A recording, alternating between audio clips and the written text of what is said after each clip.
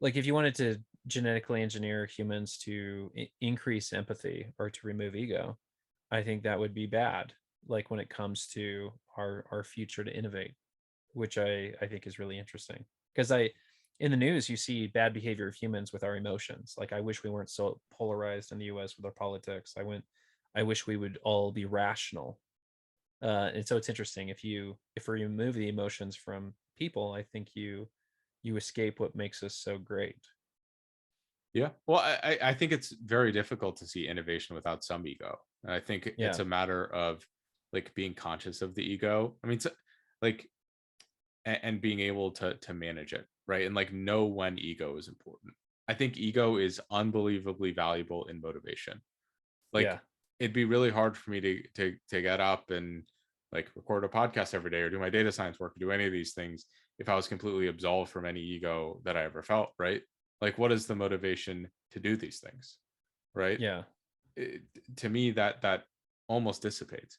But for me to say that I'm doing this only to fulfill my own needs to feel important or whatever it is, I don't think that it would be sustainable. If anything I did, it would be sustainable if that was my like my modus operandi, you know.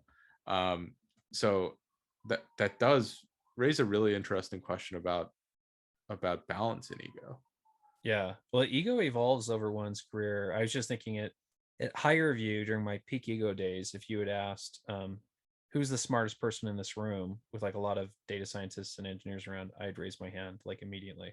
But if you ask that now, like I don't care. Like I'll let some young buck or some, someone who's wants to prove to someone else that they should matter.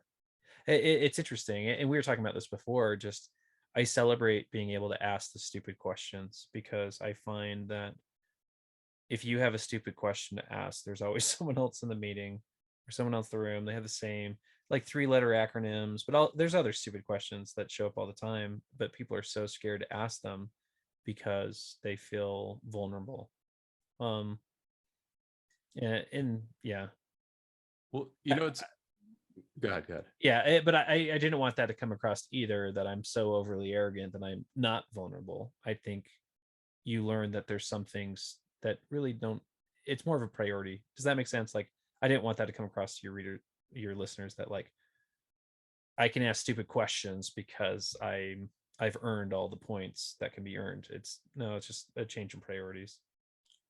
Well, I think that that's a really important thing that I've also personally realized is that like feeling like you're the smartest person in the room, it comes with an immense amount of pressure, Hmm. right?